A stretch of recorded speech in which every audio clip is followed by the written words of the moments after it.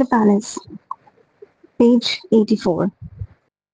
They had now reached the Palace Cinema, the focal point of their date. It looked as grand as the ghost remembered it as a child, maybe more so. A solid-looking building with ornate features, a white glazed facade decorated with columns and fan-like windows and arcs and doors within them. As a boy, it had seemed to like him something straight from heaven, so perfect and palatial and bright. The ghost remembered to visit to see an American in Paris when he was about 7 years old. His mum really did much with him, but she always gave enough together to take her sons to the pictures. He thought of her quietly singing along to I'll build a stairway to paradise, a tear rolling down her face. He looked her above the arcs and saw two banners. One was advertising the Great Escape and the other was for the birds. He had read the story, The Birds, during a break at the bookshop. It was one of his favorite writers, Daphne du Maurier, and he was leaning towards it. But he wondered if it would be too unsettling for Alice, who was clearly troubled by visions and possibly birds in general. The Great Escape had been out for a or a few months now, but had been a massive hit and would play for many weeks more. What do you want to see? Asked Alice with a tone to her voice Wilbur wasn't used to. I'm easy either way. You choose. The Great Escape is meant to be good, Wilbur said, eyebrows raised. The Great Escape is your sort of film, I imagine. What do you mean by that? You know what I mean by that. You think I want to escape Sheffield? I don't know. Maybe it's all about who you're with. I'm very content with who I am with, he said as they walked up the steps to the arched doorways, and he really tried to believe that. The ghost remembered feeling a flicker of anger. After all, Alice knew about his gangster brother and his home life and his dead father. He had a lot to escape from, and he really did want to escape it. That had been his motivation almost as soon as he had started school. There was a crowd of people in the foyer, men in suits and women in smart belted day dresses and twin sets, quite different from Signworld in Bedford, thought the ghost with a chuckle as he watched the bittersweet memory of this night. I always like this carpet, said Wilbur, staring at the chessboard pattern of red and black. Is it one of your dad's? No, Wilbur, it isn't. I forgot how bad you were at this, the ghost chuckled as he moved, sometimes literally through the gathering crowd. In the end, they opted for the birds. During one tense early moment, she held his hand and Wilbur liked that feeling of being a protector. The ghost stood beside them in the aisle. Seeing he had the sudden desire to be seen. Again, he knew it was unlikely, but he also felt that Agnes' strong desire for him not to meddle indicated that meddling was indeed possible, a concept which tantalized him, and the reason he wanted to be seen was because he knew he was heading into the crisis years. The years in which hope and longing and youth mixed into guilt and regret. The time of unspeakable tragedy. So he didn't fully know if he wanted to change something, but he wanted to be really there. And besides, he had been seen as a baby, so he could be seen again, he was sure. He just had a sense of it. More than a sense, he remembered how he had often felt like he was watching himself from somewhere else, like he was a character in a novel more than a person in the world. And there was something else he was remembering too, his honeymoon. He hadn't really thought about it for years, but he was sure he had seen himself. There had been the moment where he had seen someone who looked precisely like him standing on the Rialto Bridge. It was just a fleeting thing that he'd shaken off at the time, but now he was viewing it differently, just as he was viewing everything differently. And so he tried again. He tried very hard to make his presence felt. I'm here, look up, right here, standing in the aisle. I have lived your whole life and I know where it went wrong, and I know how you could avoid that. Please, hear me, see me. At one point, Wilbur yawned and then twitched, then looked a little way towards the space that Ghost was occupying, then jumped a little in his seat. It was unclear that he had seen or heard a sense. Wilbur, it's me, you. Can you see me? Like when you were a baby and Dougie showed you the train. I'm here. Just know you were with the wrong girl. And meanwhile, Alice was asking in a whisper if he was all right. Aye, Wilbur whispered back. Someone just walked across from my grave, that's all. He concentrated back on the movie without much of a thought, and despite the ghost's continued attempt to be noticed, he couldn't seem to make himself heard. The Hidden History, page 87. During the intermission, and a shutter appeared, walking up the aisle in her tray, long brown hair clipped beneath a peakless cap, red jacket, and brass buttons. The face like an open book, and the slight smile. It was her. The ghost remembered this well. He remembered Alice raising her hand and beckoning Maggie over. He remembered the 19-year-old Maggie noticing him and saying hello with her eyes. They had spoken once or twice since that afternoon in the park, but just like now, there had never been the right context to that chat deeper. Maggie, he said. Just that, just a name, as if it was an elemental thing like water in the desert. Hello, Wilbur. Good to see you. Professional. Only a quick double blink to reveal that she was feeling anything at all at the sight of him with a date. Hi, you too. Alice, perhaps noting that Wilbur's attention was wandering in that moment, got some ice cream. Leon's meat vanilla chalk ice cream, and after Maggie had gone, Alice called her back to complain it was too warm, that the chocolate was messy. Look at the state of it. Look how warm it is. The ghost remembered the discomfort he had felt in the moment. He watched himself staring intensely down at the dark carpet of the cinema and praying for it to divide and open up and swallow him whole. Staggeringly, Alice wasn't finished, and nor was Wilbur's discomfort. Where do you keep them? Down your bra? Wilbur looked up from the carpet, the embarrassment now replaced by a wish to protect Maggie. Alice, come on, she's just doing her job. Wilbur said, not seeing anything particularly wrong with her chalk eyes. I'm really sorry, said Maggie. That's all right, said Wilbur. It's not a big deal. Alice flashed Wilbur a look. Oh, I know that. I'd like my shrilling back. It's the principle. There was a strange contradiction to Alice, the way she could casually look down at people while also questioning why they would want to raise themselves up. Maggie said nothing, just calmly handed her a shilling from the jar of money on a tray. The ghost watched himself. He saw his own eyes linger on Maggie's face. It was so strange how life became so clear with hindsight, like a puzzle that can only be solved in reverse. He also wondered how much of history was this, not words and deeds, but gazes and unsaid longings and subtle transgressions. How much of it was just one mere thing after another? Silent Words, page 89. Later, after the film, Alice went to the ladies and Goose saw Maggie standing next to the door saying goodbye to people in a way that seemed so old-fashioned and wonderful to him. Wilbur went over to her to apologize as delicately as he could manage without feeling he was betraying Alice. I'm sorry, Maggie, about the chalk eyes. She shrugged it off and smiled a smile that contained only a small fraction of sadness. It was no bother. Hope you liked the film. I have to watch it every night. Those bloody birds are giving me a breakdown. I bet, yeah. Anyway, yeah, I hope it didn't bother you. She stared at him as though he was younger than his years. You're a sweet lad, Wilbur. But you worry too much. I know, but Maggie, I just... He wanted to say something else, and for a second he felt that Maggie wanted him too. But then suddenly Alice was there, and the moment was gone. The train whistled, and he could see it, just outside the cinema at the foot of the steps. He turned one last time to see Maggie, who was now helping the elderly man across the carpet, and he felt a total love, uncultured by time, all life's many obstacles. I miss you, said the ghost, and the words stayed there, as they always had, slightly hanging in the air. The 100 Deaths of Wilbur Budd, page 90.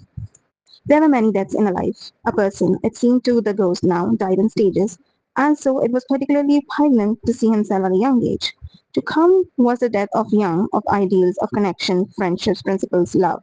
And these were often just choices. Choices that had seemed right at the time in the moment, but when you go to the end, to the very last death, you look back and realize all the lost versions that had left along the way.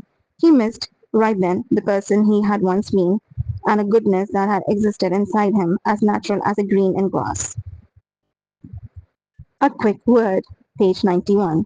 Agnes had wanted a quick word. You try to interfere with your life back there in the cinema. That's not what this journey is about, old bean. No meddling, no tinkering, no fiddling with time. It's impossibly dangerous. Clear? But Agnes, I can see it now. I squandered love. I squandered time. Yes, yes, you really did.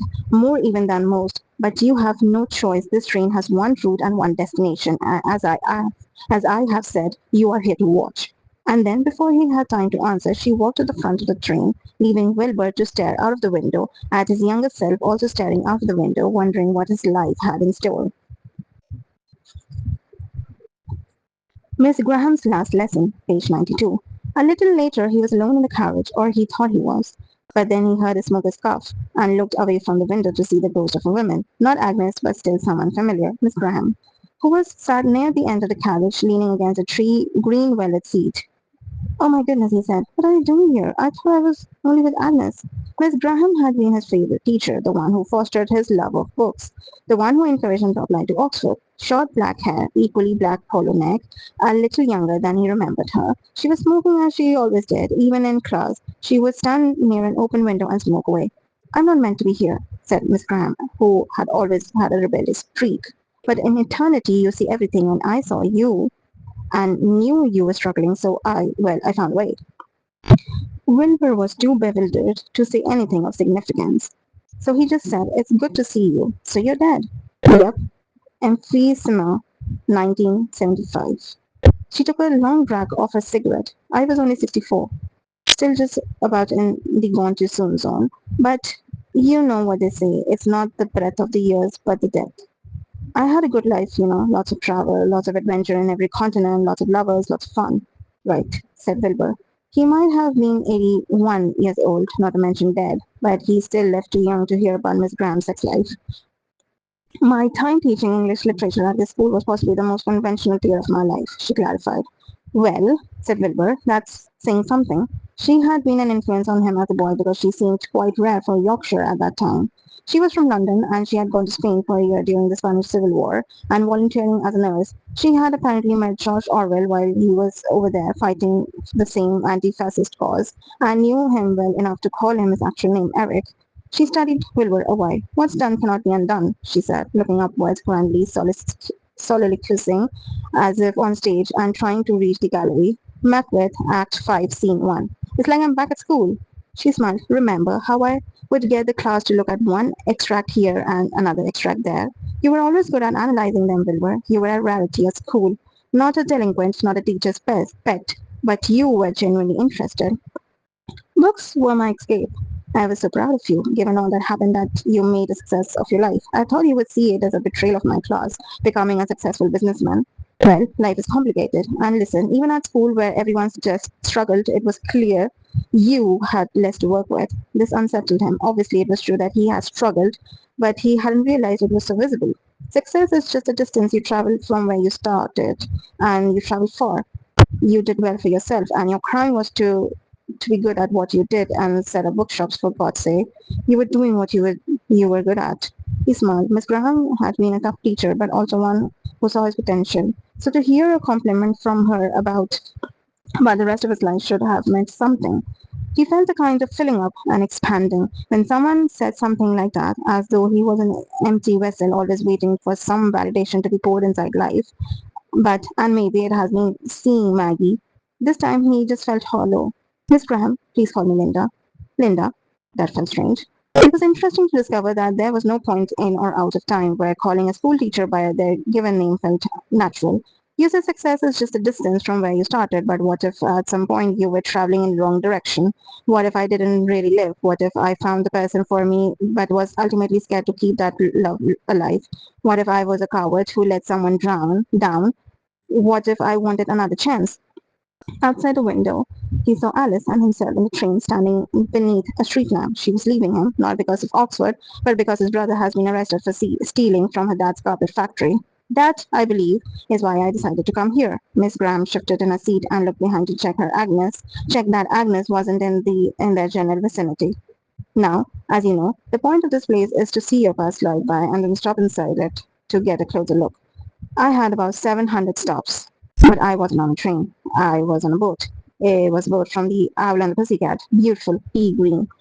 I loved that story as a child. The mode of transport always seemed to have some childhood connection. It's interesting. 700? Yes, but I know someone who had only 3 stops. It depends on who you are and how able you are to assess your life. Will I have to relieve and the worst days? She blew a stream of smoke up the ceiling of the train and profoundly gazed it at it fading into air. "I'm not Agnes. I'm not all-knowing truth of the universe, nor am I even a bookseller. I'm just a ghost who can quote Macbeth. My guess is yes, we linger longer on the stuff that shaped us as in life. Right, I see. Now Agnes tells you to get on the train and not to mess things up. Your choices all have been made. This is Act 5, Scene 5, etc., etc. And this is wise advice. Because if you mess things up, you lose eternity. You lose your chance to see Maggie and everyone again. But all I will say is that sometimes life is the most important thing.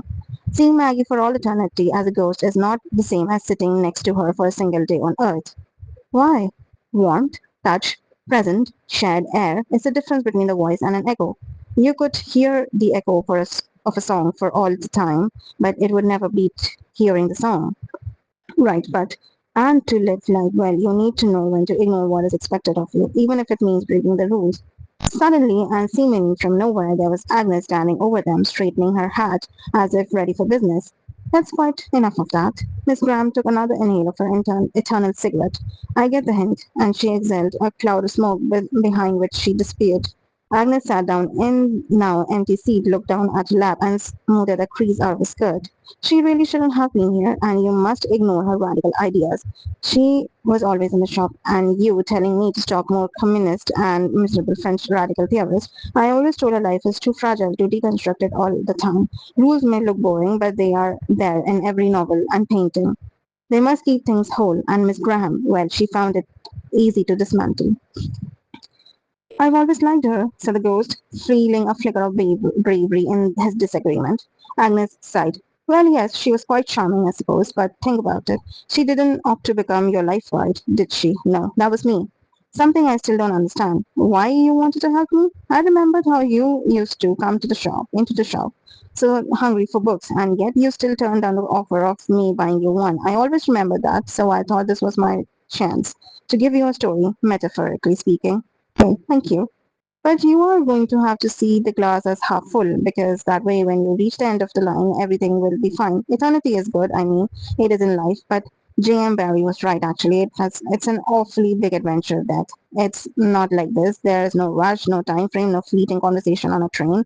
There are no lessons to learn. Think of the train as a question and the destination as the answer. And the answer is always the feeling you have about your life at the end of the journey. She smiled encouragingly and patted his knee. So, the best get on with it, old bean. Wilbur looked out of the window and saw himself walking past a newsstand for Daily Miner. He caught sight of the front page. Cassius Clay, new boxing champ. The night was there as well as the day, all in the same sky, blurring together and intertwining like an abstract painting. A little further along, his mother was walking down the street carrying some meat from the butcher with his face on the edge of the tears, only forcing a smile as she saw Wilbur leaving the house. It was getting closer. Out of the window he saw Dougie arriving home from prison. Then he saw 2 tickets to the concert lying on the table that had once been a bomb shelter. He was very nearly there at the night that changed everything. The night was slowly towards somewhere he knew he didn't want to revisit. I want to stop here, Agnes, really. I want to stop here. It was too late. The train is stopping, and it isn't going anywhere until you get off. The train gently stopped, but Wilbur, all the ghost, was feeling more rebellious after the chat with Miss Graham. That's okay. I will just stay here on this carriage. I have all the time in the world. A feeling of intense discomfort. Page 98. He did stay there. He stayed on the seat with nothing to look at but a portrait of a Wilbur that was dug at the age of 18. Back when his forehead hadn't have a single crease. But after what felt like an hour, which could in fact have been a second or a day, it began to happen. A feeling of intense discomfort. Wilbur looked down and saw his clothes and tanned, youthful limbs begin to flicker. He could see the green velvet seat where his denim-clad legs should have been blinking on and off. He was there like a light bulb that had been left on too long, but that wasn't the issue. The issue was the feeling, an intense claustrophobia, a stuckness. When he tried to stand up, he felt like it was in a straitjacket he couldn't get out of. His mind withered and wrinkled, but he stayed steadfast within his seat, within his now itching, restless, burning body. He was undeniably, indisputably, improbably stuck. Agnes walked down the aisle her and shook her head. Oh dear, old bean, you're quite in a pickle here, aren't you? What's going on? In The Long Goodbye, Raymond Chandler writes about how the deadliest trap are laid by no one but ourselves. His masterpiece, in my opinion. Even Miss Graham would agree with that. Now I am the truth of the universe, yet I also contain the essence of Mrs. Agnes Deborah Amaryllis Bagdell. I do sincerely care, and you are quite frustrating creature to care for, I have to say. Please, Agnes, try to help me. And she sighed disapprovingly. The only way you can escape this feeling, the only way you can break this curse is to stand up and face what happened. I can't face this. That is right. You could never, old me. But now you have to. You must leave the train or you will feel like this forever. Please, just stop this feeling. Only you can do that. How do I stand up and leave the train? Agnes sighed by knowing it is way past time. 27 July 1964, page 100. The ghost knew he had to do it, to face it, yet it felt almost impossible. It was, he realized, one thing to live through pain as it comes to you, but another thing to knowingly step off a train and revisit it. But he closed his eyes and did it. He stepped off the train and, opening his eyes again, stepped into City Hall and found himself surrounded by screams and music and chaos. His spectral form seemed to be overlapping with 4 or 5 living, bouncing bodies at any one time. The crowd was wild. The Rolling Stones were doing a Chuck Berry song on stage. Mick Jagger, in a white shirt and checkered trousers, leaning into a long French Brian Jones, who was jabbing away at his guitar. There was sweat and cigarette smoke and hysteria in the air, and then the ghost felt it. Even though he knew this was where he had been heading, he was swamped by the dread of what night this was, 27 July 1964, the summer before he was due to start Oxford. Maybe, he muttered to himself, it won't be the whole thing. Maybe it will just be the concert and end there. It was the first night at City Hall that decided to have a concert without seating on the main floor. The crowd was jostling and pushing, and there were Wilbur and Dougie right in the middle. Mods, rockers, and everything in between. Dougie was already drunk and tilting like a tree in the storm. He was wearing rather elegant pleated trousers and deviously expensive looking grey turtleneck. Wilbur was dressed in a shirt done up to its top button. Unlike his brother, he looked a little tight and nervous. The ghost remembered why. It was because he was already regretting talking Dougie into this. Wilbur had wanted to see the band and so had talked him into going with him. He thought it would be good to buy him a ticket. He wanted to make more of an effort with his brother after a short stretch in prison, but also he thought it would be a way to tell him that he had got into Oxford. He knew that wasn't going to go down well, and in truth it didn't. When Wilbur had told him in the pub across the square, he downed his pint and ordered another without saying anything, a stronger one, a Worthington's, and then one more of the same. Dougie, why aren't you talking? Wilbur asked. And then when he had drunk enough, Dougie's mood changed. He turned and stared at his little brother with maniac exuberance. Right, lad, let's have it. Forget all the Oxford stuff. And he said, let's just celebrate freedom. Let's go to this concert. Wilbur nodded. Yeah, that sounds good. After all, Dougie had spent 6 weeks in prison, total horror show, after being convicted of selling batches of stolen knives and forks while working at Viner's Culture Factory. He had been working in various jobs all through the last year: the carpet factory, steelworks, gasworks, liquorist factory, even a week at the Queen's Head until their mother caught him with his hand in the till. He had bought a second-hand Vauxhall Cresta a few months after he'd started working at the Viners. It turned out that he had been selling cutlery for cheap all around Sheffield. This is it, lad, Dougie was now shouting in his brother's ears as the concert got into full swing, his beer sloshing over the glass that Oxford shite. You don't need your duffel coat and your Shakespeare. You don't need to become a southerner. Look, the Rolling Stones. Dougie, they're from London, aye, but now they're right here, aren't they? And next week, the Beatles are back here. We have it all right here. Dougie, I'm not going to Oxford for the scene. I'm going to get a degree. I've met Southerners, Wilbur. They're not right in the head. The ghost remembers silently thinking that maybe the inhabitants of Ford Open Prison might not be entirely representative of the inhabitants of Balliol College, and the thought was never spoken because someone was tapping on Wilbur's shoulder, and not just any someone, Maggie. She was there with two of her friends. Doreen Taylor, looking very different from now she had reached womanhood and discovered eyeliner, and Claudette Campbell, a person Wilbur hadn't met yet, but who had heard about that day in the park. Hello, stranger, she shouted into his ear. I hear you're off to university. Yeah, in September. Dougie leaned in between them, cradling his beer. Bloody everyone knows except me. We are not good enough for him. Bugger off, Wilbur said, pushing him playfully away. He then turned to Maggie. How you've been? Maggie strained to hear Brian Jones and Keith Richards were in full force on the strings. What? I was just asking, how have you been? What? I was asking, how have you been? Oh, fair, she smiled, reassessed. Fair to good, can't complain. Are you still doing your drawing? Not really. Maggie noticed Wilbur's face fall. I'm at college now. College! He said, pretending to look breezy again. Amazing! Which college?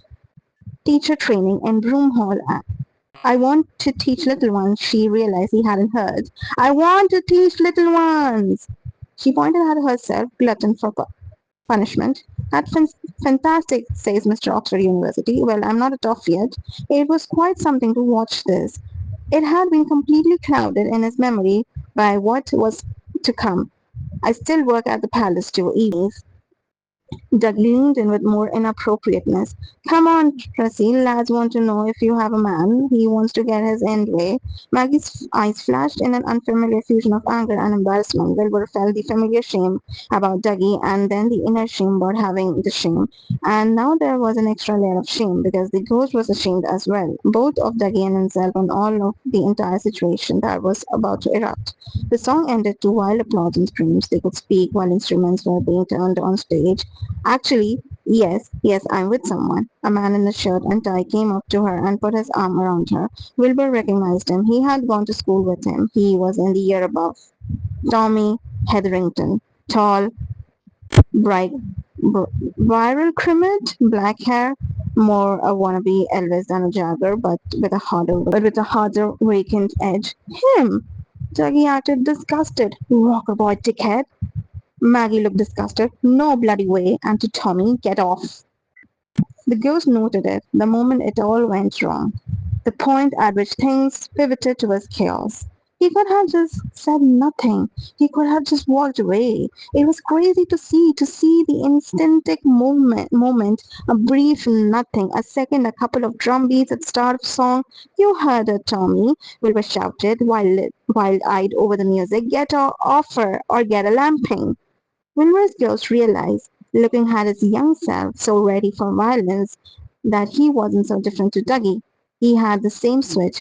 It was just a bit harder to reach, and then Tommy leaned in close to Maggie and planted a kiss on her cheek, and Wilbur pulled him off.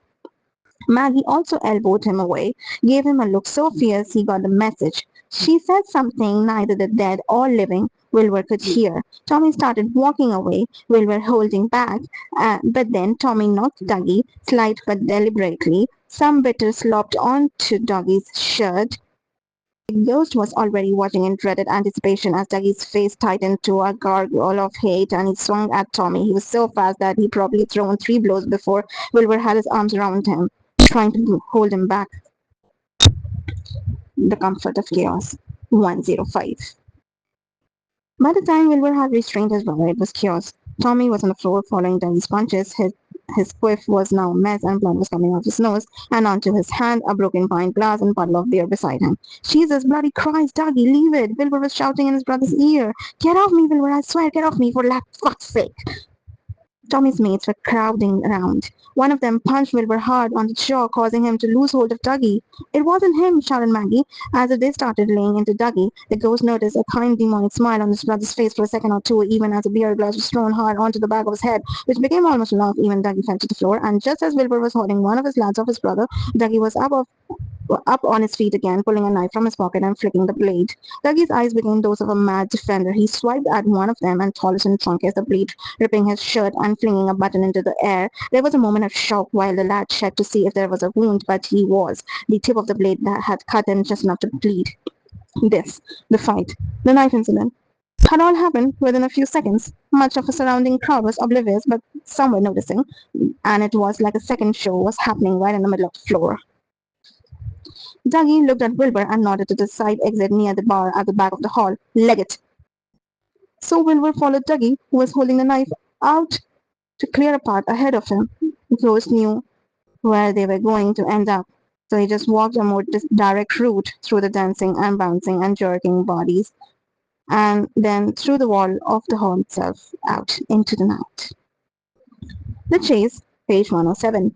The ghost had arrived outside onto the street, running along one side of the large city square. It was so quiet out there, even though it was the center of Sheffield. A brown paper bag drifted past on the breeze. A pigeon was looking curiously at a cigarette butt. Music was faintly throbbing through the wall, but there was hardly anyone out there. Hardly. Then the ghost realized he was standing right next to a police car, the new type, the smaller than the old ones, modern at the time. The car seemed almost ridiculous now. quaint and old-fashioned to the ghost 21st century eyes, eggshell blue and milk white, and so small the policemen inside eating custard tarts looked like they could hardly fit. They were there, of course, because of the concert, assured that there would be trouble as such gathering of wild young hedonists, and trouble was coming their way sooner than expected. The ghost lads left to Dougie and himself burst out of the fire door and ran with furious speed down the street from square and towards him, the imperial vastness of City Hall towering beside them. Dougie insanely still had a knife in his hand, and even as they passed the police car, someone who may or may not have worked at City Hall had followed them onto the pavement. Police! Police! Stop that man! He's got a knife on him! Dougie and Wilbur were already at Hall Lane. The ghost knew this would be the last time on his journey that he would see his brother, but he did not want to follow them, so he stayed standing there in the middle of the street. In doing so, he saw that he never had when he lived this evening the first time. He saw Maggie on her own, stepping out into the street. Her face was rendered gold under the street lamp, hair blowing across her face in cold evening breeze. She didn't shout or call out or do anything at all except look into fraught concern as she saw Wilbur disappear out of view. There was a screech of tires as Dougie Vauxhall Cresta tilted back into the street, avoiding the dead-end roadworks of Holly Lane, where the mad-eyed Dougie and a panicked Will were in the front seats. One of the police officers was out of his car, pastry crumbs still in his mustache. His face has always been present in Wilbur's memory as an open mouth yelling what he was now yelling with his hand raised in front of him. Stop, stop now!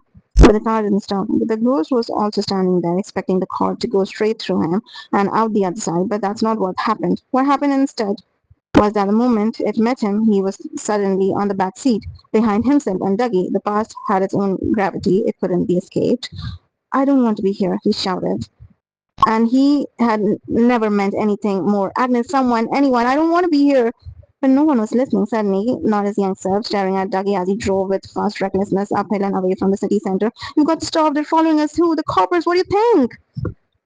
Well, we're not bloody stopping. Are you mad? We're getting the hell out of here, lad. The police car switched siren on. Dougie made a wild intonation of the sound. Dad, Dad, he laughed manically. Listen to it, the siren. The ghost remembered now never it felt in 1964 to hear a police car with a siren, even one as old-fashioned as this. I miss the bell, to be honest. Do you miss the police bell, Wilbur? Ding-a-ling-a-ling. You're off your rocker, Wilbur tried to wrestle the steering wheel off his brother, who elbowed him into the face. Wilbur held his nose in shock. They sped north out of the town, passing the cathedral, then veering back south and west, and through increasingly residential streets and trees on either side of the road, going on and by a blur. They reached the Eglison Road, hurtling by the community center and a pub called the Dark Horse, where a cockle man in a white coat was stepping outside with a basket full of shellfish. Slow down, Wilbur begged. Dougie ignored him. The night at my feet. Look, by the pedals. Throw it out the window. Throw it hard. Jesus, they're right here. Right behind us. They'll see us to do. Dougie, slow down. Things shot by. It was busier here among the pubs than the closed shops of the city center. The ghost stared out with a mounting horror as they passed the giant Midland Bank, closed for the day, men in flat caps smoking, women with freshly curled hair heading out of the bingo hall, men playing dominoes in the glowing warmth of a pub, a fight brewing outside, the crowd now distracted by a speeding car and then a police siren behind. Just an ordinary Saturday night in 1964. Police car was inching closer.